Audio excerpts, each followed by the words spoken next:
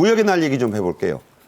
올해 수출 그야말로 역대급이라죠? 네, 그렇습니다. 지금 사실은 이 미국의 트럼프 대통령 당선인이 지금 예고한 대로 보호무역주의가 아마 움직임이 빨라질 것 같고, 또 중국의 저가 물량 공세 때문에 우리가 사실 수출 상황이 그렇게 좋지는 않은 상황입니다. 그런데 다행히 올해는 그렇게 실적이 나쁘지 않을 것으로 예상이 되고 있는데요. 무역협회가 전망을 하기로 올해 수출이 6,850억 달러에 이를 것으로 이렇게 지금 전망이 됐습니다. 네. 작년에 우리 수출이 6,320억 달러 정도 됐으니까요. 네. 작년보다 한 500억 달러 정도가 더 많은 것입니다. 그렇네요. 그러니까 상당히 괜찮은 실적으로 이렇게 볼 수 있을 것 같고, 저희 이 수출의 한 20% 정도를 차지하는 반도체가 특히 굉장히 좋은 움직임을 아직까지는 보여주고 있습니다. 올해 1월부터 10월까지 반도체 수출이 1,150억 달러였거든요. 네. 이게 그래서 작년과 비교하면 한 47%가 늘어나는 것이기 때문에 이 반도체나 자동차를 비롯해서 주요 수출 품목의 수출이 나쁘지 않은 상황입니다. 우리 주요국의 수출 상황으로 보면 지난 2002년부터 21년 동안 중국이 계속 우리나라의 1위의 수출 시장이었는데, 그렇죠. 최근 2년 동안 중국의 수출이 조금 감소를 했습니다. 네. 그리고 미국은 최근 8년 동안 계속 꾸준하게 상승을 해서 지금 거의 비슷한 수준이어서 혹시 올해 22년 만에 미국이 우리나라의 수출 1위 시장이 되는 것 아니냐, 뭐 이런 분석이 지금 나오고 있는데, 지금 1월부터 10월까지의 움직임을 보면 중국이 조금 앞서는 상황입니다. 중국이 우리가 1,100억 달러를 수출을 했고요. 예. 그리고 미국에는 1,055억 달러를 지금 수출했습니다. 아주 근데 격차가 좁아졌네요. 아주 근소한 차죠. 그래서 조금 중국하고 미국에 대한 수출 상황도 아직은 나쁘지 않은 편으로 이렇게 평가할 수 있을 것 같습니다. 네. 트럼프 2기 행정부 출범 46일 남았습니다. 점점 줄겠죠? 이제 코앞입니다. 우리 수출 전선에도 그 어느 때보다도 높고 험난한 파고가 예상이 됩니다. 자, 수출 전망 어떻게 보세요? 조심스럽긴 하지만 내년에 무역 수지가 430억 달러 흑자가 기대된다는데, 사실 우리가 수출로 먹고 사는 나라예요. 네. 그렇기 때문에 그래서 올해 대비 1.8% 증가가 예상된다라고 하고요.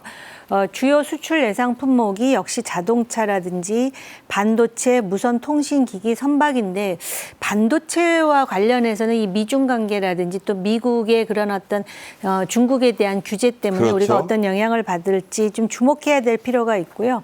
유가가 하락되면 석유 제품이라든지 석유화학 제품의 수출은 부진할 거라, 이렇게 지금 전망되고 있다고 합니다. 롯데도 케미칼이 안 좋아가지고 지금 네, 유동성 위기가 왔죠? 맞습니다. 롯데는 케미칼이 주력 상품인데요. 그 롯데와 관련해서 여러 소문들이 나서 회사에 굉장히 영향을 주고 있는데, 지금 상당히 내년에 대해서 우리가 안도할 수 있는 상황은 아니라고 네. 생각합니다.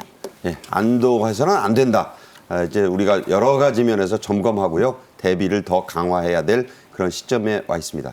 산업통상자원부 주재로 2024년 세계 시장 점검회의가 열렸습니다. 자, 어떤 것들을 점검했나요? 네, 그렇습니다. 산통부의 정인교 산업통상본부장 주재로 해서 주요국의 상무관과 코트라 무역관을 회의로 소집을 해서 내년에 주요국의 수출시장 상황이 어떨 것이냐, 이런 걸 점검을 하고 어느 곳에 기회가 있을 것이냐, 이런 기회를 발굴하는 그런 회의를 열었습니다. 이 회의가 끝나고 나서 이제 산통부에서 설명을 하기로는 일본 같은 경우에 디지털 전환에 대한 투자가 많이 이루어지고 있어서 디지털 전환을 위한 AI 분야의 투자가 많이 이루어질 것으로 전망이 돼서 이쪽에서 우리가 사업 기회를 좀 찾을 수 있을 것 같다, 이렇게 얘기를 했고요. 네. 또 미국이나 중남미 같은 경우에 지금 AI, 반도체 이런 걸로 인해서 전력 수요가 굉장히 급속도로 지금 늘고 있습니다. 그래서 송배전망 같은 이런 전력망을 갖추는데 많은 투자가 이루어질 것으로 네. 이렇게 예상이 되고 있고요.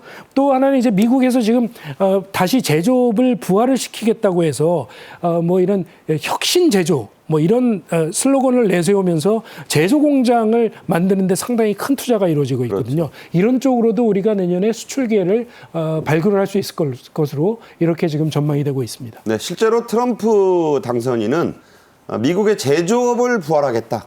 그래서 여러 가지로 이제 그동안 제조업이 좀 우리나라에서도 약간 좀 내리막이었다면, 오히려 트럼프 신행정부에서는 제조업이 다시 제2의 르네상스를 맞을 수도 있습니다. 여러분 여러 가지로 그런 점도 주목을 하셨으면 좋겠습니다. 자, 우리도 이 수출이 이제는 다변화.